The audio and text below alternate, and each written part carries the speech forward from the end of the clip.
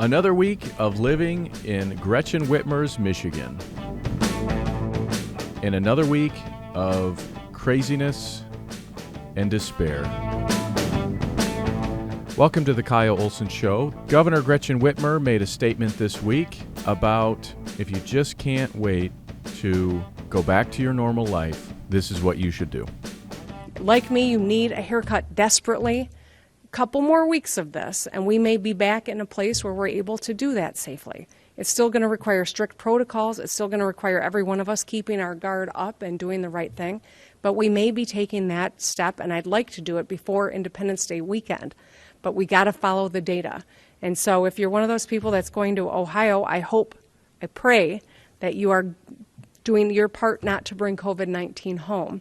And that if you haven't resorted to that, Google how to do a haircut or throw your hair in a ponytail or curl it and get through the next couple of weeks and we can resume some of these things. Can you imagine a more condescending, out-of-touch statement than that? You have people in the state of Michigan who have had their lives upended. Parents, including me, have had their lives upended because schools have been closed.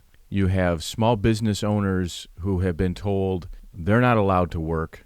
And they have witnessed people like Carl Mankey persecuted by his government because all he wants to do is work and work safely. That's an important qualifier. And you have the governor come out and say, if you just can't wait just a couple more weeks, because maybe in a couple weeks we can turn that dial. And if I hear her say turn that dial one more time, it's like she thinks that she can just toy with our lives, and we're sitting at the feet of Gretchen Whitmer, waiting for her to throw us some crumbs and to give us the blessing that we can go back to our lives. You know, my office is in West Michigan, and on Tuesday, I was walking to the Walmart because I wanted to get some things, and it's always nice in the middle of the day to get out and get some fresh air.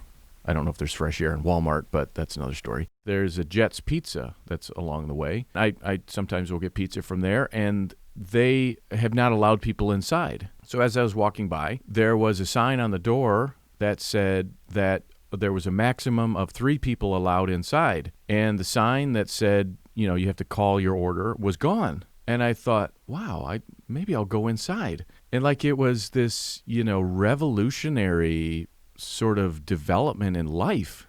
And so I went inside and I ordered a pizza because it was such a difference in the way it's been for the last several weeks during the lockdown. The point of all of that is what a contrast where the governor can have just this very condescending attitude that if you just can't wait a couple more weeks, then just Google how to cut your hair. This, of course, hit a lot of the stylists and the barbers and those people the wrong way because for whatever reason, it takes 1,800 hours of class time and training in order to cut hair. I'm sort of skeptical of that, and that's not to say that haircutting is a simple job. You have to be a licensed haircutter, barber, stylist in the state of Michigan. Why? In the governor's, decrees allowing us to get us back to our lives, she refuses to reopen barbershops and salons. Why? There's going to be restaurants opening up. You're having all of these other different sectors of society where arguably there's more contact, in a restaurant and you're ingesting food that somebody could have coughed all over. That's okay. And I'm not saying that shouldn't open up. What I'm saying is it's almost as if the governor has it out for the barbers and the stylists because they had the audacity, Carl Mankey, the others during Operation Haircut, they had the audacity to stand up to her and say, we want to work and do it safely. That qualifier cannot be said enough. Do it safely. So earlier this week, the governor's office, along with several other businesses and buildings in downtown Lansing, were attacked by rioters, by so-called protesters who were protesting over the death of George Floyd, rightly, I believe, and that turned into a riot in downtown Lansing. And there was video of a car being flipped over and burned. Chase Bank was looted, and there was video of the governor's office being attacked. So the next morning, I was sort of stunned because I was monitoring this. I was writing about this for Breitbart. I was sure that when you attack the governor's office, her very office, she would show some emotion about that. She would be upset by that. And she was silent. And so then the following morning, WLNS, which is a TV station in Lansing, caught up with the governor, who was looking disheveled. She did not look presentable. She did not look like someone who was in charge. And yet she was out that morning surveying the damage. She had not said anything publicly about the destruction of taxpayer-funded property that contains her office, and yet this is what she said. There were certainly a lot of demonstrators who peacefully protested, who were organizing and focused on solving problems. And then there were others that I think came in under the guise of supporting that, but were actually more intent on creating harm. And I think that undermines the work that we need to do in this country, and I'm hopeful that we don't see more of it, because today we're prepared to, look forward, look to the next step here in Michigan in this global pandemic, and I don't want to slow down. I want us to keep making progress here in this state and in this country. She couldn't bring herself to condemn the rioters. Think about that.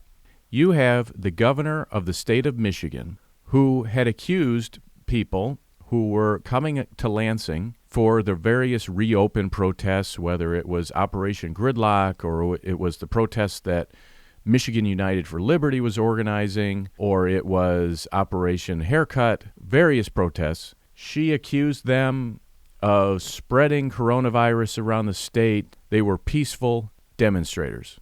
They didn't attack anyone. They didn't damage property. When I was at the Operation Haircut, they literally had a vacuum on the steps of the Capitol where they were vacuuming up the hair that they were cutting. That is the way they roll. But yet when you have people destroying, looting, burning, the governor says nothing. On Tuesday, there was a hearing about coronavirus in the U.S. Congress because, for whatever reason, another week has gone by and another week of the state legislature, Republican-controlled, doing nothing. And there was a hearing about coronavirus, and Congressman David McKinley from West Virginia had a chance to ask Governor Whitmer a few questions. And here they are. Governor, do you regret not acting sooner? And secondly, remember that 12 other states had already acquired disaster declarations. Do you think Michigan should have been put in the front of the line and ahead of these other states relative to the federal stockpile, the SNS? Second question, Governor Whitmer, on March 27th, you told radio station WWJ 950 that Michigan was in trouble getting the equipment they needed because you alleged that the federal government was telling vendors not to honor the contract they had with Michigan. These are serious violations or allegations. Governor, will you release the names of who those vendors were? And then the third question, according to the Washington Post, more than 25,000 nursing home residents and more than 4,000 nursing home staff have died nationally. That's 25% of all the COVID patients. And as of Friday, at least 1,216 nursing home residents have died from COVID in Michigan, which is about a quarter of your state's total. Other states have instituted mandatory testing of nursing home residents and staff, but apparently you've not. Why not, Governor? Those are basic questions, I think. All of those topics have received media scrutiny. You would think somebody in the governor's office would have said, you may be asked about nursing homes. You may be asked about your accusation against the Trump administration. So maybe you should be prepared to answer that. Here was her response to Congressman McKinley. Congressman, thank you for raising these questions. And with all due respect, I'm not going to go toe-to-toe with you on every allegation that you've alleged. After that, she went on the attack against the Trump administration. I know you're not supposed to be speechless on a radio show. You're left sort of speechless at the actions and the attitudes of this governor. And I think that it's not going to end. I can't believe, after all of this, that she is actually going to be considered to be Joe Biden's running mate, but there's a very real possibility of that. This is the Kyle Olson Show. We'll be right back.